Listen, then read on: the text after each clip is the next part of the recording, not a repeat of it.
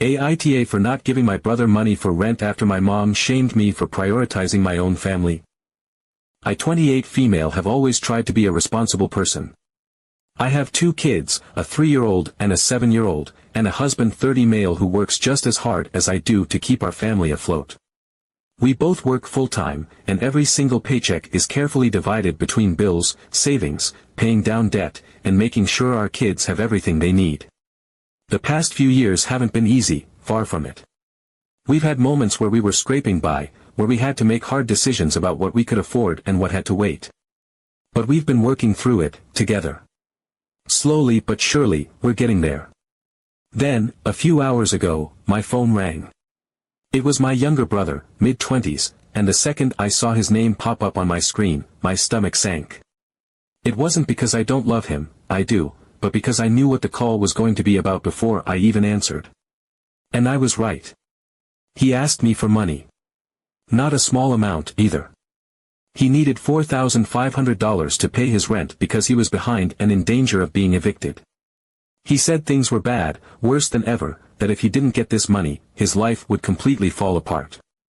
I could hear the desperation in his voice, and part of me ached for him, because no one wants to hear a loved one in distress. But the problem is, this wasn't the first time. It wasn't even the second or third. This has been a pattern for years. My brother has always had bad spending habits. He's always been the kind of person who lives beyond his means, who doesn't think about the consequences of his actions until he's standing at the edge of disaster, expecting someone else to pull him back. And the person who usually pulls him back? My mother. She has always enabled him, always found some excuse for why it wasn't really his fault, why he just needed one more chance. And over time, that attitude spread through the family. Everyone just accepted that my brother was someone who needed to be taken care of. And, unfortunately, I was no exception. For years, I tried to help him. I lent him money. I covered his bills when he said he was just a little short this month. I bailed him out more times than I can count, and every time, he swore it was the last time, that he had learned his lesson, that things would be different. And every time, he fell right back into the same pattern.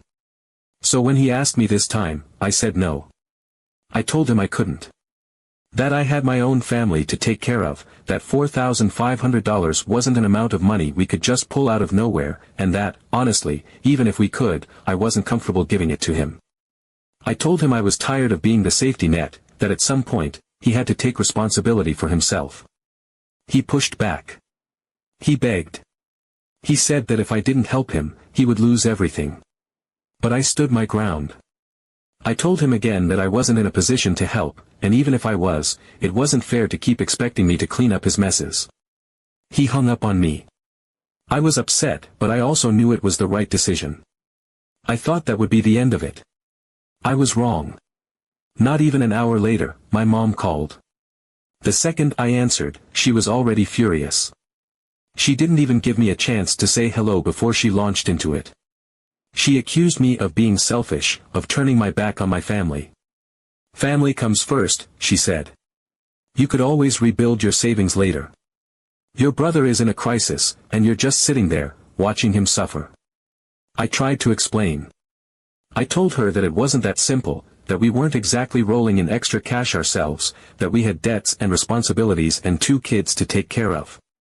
She didn't want to hear it. She kept cutting me off, telling me that I was making excuses. And then, she hit me with something that honestly left me shaking. Don't you want to show your kids what family is supposed to be? That's the kind of example you should be setting. That hurt. That really, really hurt.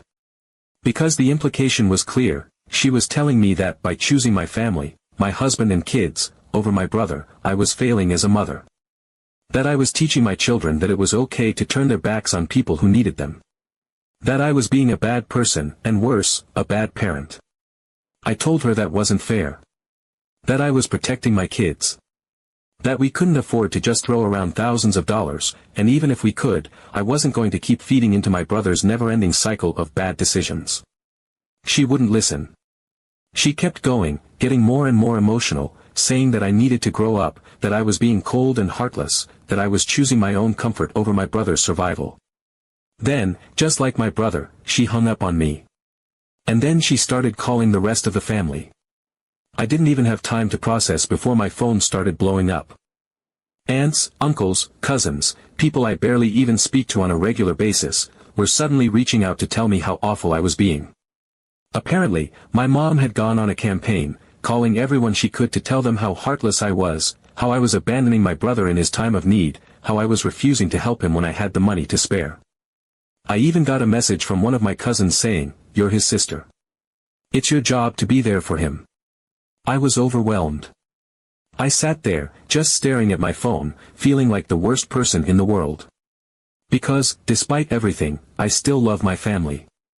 And hearing so many of them tell me that I was a terrible person, that I was doing something cruel, made me start to doubt myself. Was I really being heartless? Was I being selfish? Should I have just given him the money and figured it out later? But then I looked over at my husband. He saw what was happening, and he didn't even hesitate. "You did the right thing," he said. "We have to put our family first." And that's the thing, I wasn't choosing myself over my brother. I was choosing my children. My husband. The life we are working so hard to build. I was choosing stability over chaos. I was choosing to break the cycle, to stop being the person who made it easy for my brother to avoid consequences. I don't know what's going to happen now. My mom still isn't speaking to me. The rest of the family is still whispering. My brother is still in trouble. But I can't fix his life for him. I won't. And even though it hurts, I know I made the right choice. Update 1. I truly thought that after everything, after the fight with my mom, after standing my ground, after making it painfully clear that I was not going to give in, my brother would finally understand that I wasn't going to change my position. That this time was different. That the endless cycle of asking, begging, guilting, and manipulating had finally come to an end. I believed, naively, that my refusal would be enough to make him realize that he needed to figure things out on his own. But I was wrong. 2 days after my mom and I had our fight, I was in the middle of making dinner when my phone buzzed. It was a message from a friend I hadn't spoken to in months, someone I was friendly with but not particularly close to. That alone was strange enough, but the message itself sent a chill through me. She asked, "Hey, is your brother okay?" He wrote to me on Instagram and said that he is in real trouble. He said that you don't want to help him and that he doesn't know who to turn to. My heart sank. He had actually started reaching out to my friends. Not our mutual friends. Not people he had any connection to. My friends. People he barely knew, people I hadn't even spoken to about this situation, people who had no reason to be involved. And what's worse, he wasn't just asking for help, he was setting the stage, painting a picture where I was the villain, where I was heartlessly ignoring his suffering, where he had been forced to turn to complete strangers because his own sister had abandoned him. I could already picture how he had framed it. He wouldn't have said outright that I refused to give him money, no, that would make him look bad. Instead, he would have framed it in a way that made me seem cold and uncaring, that made him seem like a desperate, struggling man left with no options. He knew exactly what he was doing. He was fishing for sympathy, hoping that someone, anyone, would step in where I refused to. I felt a surge of anger, but more than that, I felt hurt. Because this wasn't just about money anymore. This was about him being willing to drag my name through the mud, to involve people who had no business being involved, all because I wouldn't let him continue his pattern of bad decisions. I quickly replied to my friend, telling her that this wasn't her problem and that I would take care of it. She didn't push further, just said she was checking in, but I could already feel the damage being done. If he had reached out to her, how many other people had he contacted? How many other friends, acquaintances, co-workers, how many people were now hearing some half-truth version of this story, thinking that I had turned my back on my own brother in his darkest hour? And the worst part? He didn't stop. The next day, my husband was the one who got a message.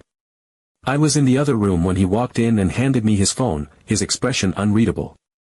I took it, already bracing myself for whatever it was, but even then, I wasn't prepared for what I saw. It was my brother. He had actually reached out to my husband directly, and the message made my stomach turn. "Dude, I know she is stubborn, but you are a man, you understand. She is just emotional right now, talk to her. It's not that much money for you, but it is very important to me. I stared at the screen, my pulse pounding in my ears. He wasn't just going behind my back, he was trying to frame this as if I was being irrational, as if I was some overly emotional woman who needed to be talked down by her reasonable husband. As if my decision wasn't based on years of frustration, exhaustion, and self-preservation, but rather on some fleeting, illogical reaction. And worse, he was trying to manipulate my husband into stepping in, into pressuring me the way my mother had, as if the only reason I had said no was because I was being difficult. My husband sighed, shaking his head, and told me he wasn't even going to respond. That it wasn't worth engaging. That no matter what my brother said, he wasn't going to be dragged into this game. And I was grateful, so grateful, that he was on my side, that he didn't fall for the same tactics that had worked so well on others. But that didn't take away the sting. Because this wasn't just about asking for help anymore. This was about control. This was about my brother refusing to accept my boundaries. This was about him believing, deep down, that if he just pushed hard enough, if he just found the right angle, if he just pulled the right strings, I would eventually cave. That if he couldn't guilt me into it directly, he would go around me. That if he couldn't make me feel bad enough, he would find someone else who could. And that was the moment it became clear to me, painfully, undeniably clear, that he didn't just take no for an answer, he was willing to manipulate anyone just to get money. Update 2. The following week, I was beginning to think the worst had passed. My brother had already tried everything, guilt-tripping, emotional manipulation, playing the victim, even trying to go through my husband, but I hadn't given in. I had stayed firm.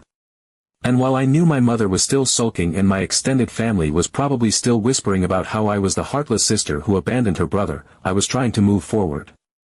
I was exhausted, drained from the endless back and forth, but I was at peace with my decision. I had told him no. He had to deal with it. Then, another message came in. This time, it wasn't from my brother, my mom, or even one of my cousins who had already inserted themselves into the situation. It was from my aunt. Someone I wasn't particularly close to, someone I rarely spoke to unless it was at a family gathering. That alone was enough to make my stomach tighten, but as soon as I read the message, my blood ran cold. She said she didn't want to interfere, but my brother had told her something that made her feel she had to reach out. According to him, I had borrowed money from him a few months ago and was now simply refusing to return it. He had told her that it was unfair, how I had no problem taking advantage of his kindness when it suited me, but now that he was struggling, I wouldn't even help him. He had framed it as if he had been the generous one, the supportive sibling, and now I was betraying him by refusing to give him the same courtesy in return. I froze, staring at my screen. Took money from him? That was a complete and utter lie. There had never been a moment in my life where I had borrowed money from my brother. If anything, it had always been the other way around. I was the one who had lent him money over the years, the one who had covered for him, the one who had been there when he needed financial help. And now, because I had refused to continue enabling him, he had decided to rewrite history. Anger surged through me like a wildfire. It wasn't enough that he had begged and pleaded. It wasn't enough that he had involved my mom, my husband, and even my friends. Now, he had resorted to outright lies, to spreading falsehoods in an attempt to corner me, to make me look like the bad guy, to force me into a situation where I would have to defend myself against accusations that were entirely fabricated. I didn't hesitate. I immediately messaged him, demanding to know if he was seriously going around telling people that I owed him money. His response came almost instantly, as if he had been waiting for me to react. He didn't deny it. Instead, he twisted it further, saying that if I wasn't willing to help him out of kindness, maybe it would be easier for me to do so under the guise of repaying a debt. My vision blurred with rage. He wasn't just desperate. He was calculated. He thought that if he spread this lie far enough, if enough people started to believe it, I would cave, not because I felt guilty, but because I would be backed into a corner, forced to pay him just to salvage my own reputation. It was no longer about asking for help. It was about control. About forcing my hand. About proving that, no matter what I said, no matter how many times I said no, he could still manipulate me into giving him what he wanted. But he was sorely mistaken. I immediately responded to my aunt, telling her in no uncertain terms that it was a complete lie. That I had never borrowed a cent from him, that if he had said anything different, it was pure manipulation, a desperate attempt to get money from me. I told her that I was sorry she had been dragged into this, but I wasn't going to entertain these kinds of tactics. She read the message. But she didn't respond. That was when I realized the true weight of what was happening. My brother wasn't just asking for help anymore. He wasn't just pleading for support. He was willing to burn every bridge, to destroy my reputation within the family, to turn people against me, all to get his way. And the worst part? Some of them would probably believe him. Some of them, despite everything, would take his word over mine. That was the part that hurt the most. Not his lies. Not his attempts to manipulate me. But the knowledge that there would be people who had known me my entire life, who would be willing to think I was capable of doing something so awful. That there would be family members who wouldn't even ask for my side of the story, who would just hear his version and assume the worst about me. But even after that, he did not get a cent from me. Update 3. 2 weeks passed, and the storm that my brother had created began to settle, at least on the surface. The constant buzzing of my phone had faded into silence. No more messages from cousins I hadn't spoken to in years, no more guilt-ridden paragraphs from distant relatives demanding that I reconsider, no more attempts from my brother to twist reality in his favor. It was as if the chaos had simply burned itself out. The family, always eager to latch on to drama, had seemingly moved on to the next topic of conversation. The absence of their judgment should have brought relief. And in a way, it did. But the damage had already been done. I had spent those weeks feeling like I was standing trial for a crime I never committed, a crime I wasn't even capable of committing. The weight of defending myself, of standing firm while being painted as the villain, had exhausted me in a way that no amount of sleep could fix. But still, I held my ground. I refused to break. My husband and I returned to our routine. Work, bills, the never-ending chaos that came with raising 2 kids who were still too young to understand the weight of everything happening around them. It felt good to focus on something real, something tangible. Something that wasn't tangled up in manipulation and betrayal. My children needed me. My husband needed me. And more than anything, I needed to reclaim my own sense of stability after weeks of emotional exhaustion. I told myself it was over. That I had done everything I could to stand my ground. That whatever remained, whatever lingering resentment or gossip still floated through my family, was out of my hands. I had drawn a line, and I had refused to let it be crossed. My brother would have to figure things out on his own. My mother would have to come to terms with the fact that I wasn't going to be manipulated into sacrificing my own well-being for the sake of enabling his poor decisions. And then, out of nowhere, my phone lit up with my mother's number. I hesitated before answering. Every interaction with her over the past few weeks had been drenched in anger, laced with passive-aggressive accusations and outright hostility. The words still echoed in my mind: selfish, heartless, abandoning your own blood. I had been bracing myself for every call, every message, knowing that any attempt at conversation would spiral into another battle where the conclusion had already been decided. But this time, something was different. The moment I picked up, I knew it. There was no sharp edge to her voice, no venom laced into her words. She wasn't yelling. She wasn't crying. She wasn't demanding that I do better, that I fix what I had broken, that I apologize for a choice that I knew, deep in my bones, had been the right one. She was calm. Unusually calm. She told me that my brother had finally gotten the money. For a moment, I didn't react. The words didn't quite register. It felt like a trap, like there was something unsaid lurking beneath the surface, waiting to pounce the moment I let my guard down. I wasn't sure whether to feel relieved or suspicious. I hadn't given in. I hadn't budged. So where had the money come from? Had he taken out a loan? Had he managed to manipulate someone else into giving him what he wanted? I didn't even have time to ask before she answered the unspoken question. She had given it to him. She had the money all along. I sat there, gripping my phone, feeling the weight of her words settle over me like a lead blanket. She had it. The whole time. While she was berating me, while she was calling me selfish, while she was turning family against me, making me feel like the worst person in the world, she had the money. She could have helped him at any moment. She could have stopped all of this before it spiraled into a full-blown war. But she didn't. She let it unfold, let me take the brunt of the blame, let me become the villain in a story she was orchestrating. And then she said it, as if it were the most obvious thing in the world, as if it were a fact that should have been understood from the very beginning. She wanted to see what I would do. She wanted to see how much my brother mattered to me. She wanted to know how important family was to me. I sat in stunned silence, my grip tightening around my phone, my jaw clenched so tightly it ached.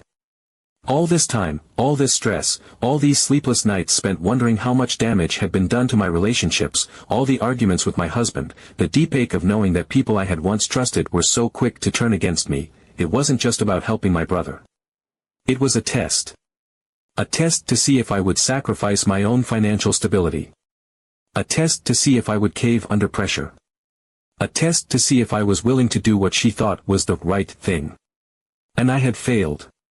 A mixture of emotions hit me all at once, anger, resentment, relief, disbelief. It felt like I had been set up, like I had been pushed into a corner for someone else's amusement, like I had spent the last few weeks defending myself, justifying my choices, trying to keep my head above water while my own mother stood on the shore and watched, waiting to see if I would drown or save myself. She had watched as my brother harassed me, as he reached out to my friends, as he lied to our family, as he tried to manipulate my husband. She had let it happen, knowing that she could have ended it at any time, knowing that she had the power to shut it all down. But she didn't. Because in her mind, this wasn't about money. This was about loyalty. About obedience. About proving that I was willing to follow the same twisted rules that had been passed down in our family for generations. Because I had refused to give in, because I had drawn a boundary, because I had chosen my own family's well-being over my brother's never-ending financial disasters, I had failed. I didn't argue. I didn't try to explain myself. There was nothing left to say. Any words I gave her would fall on deaf ears because she had already decided what she wanted to believe.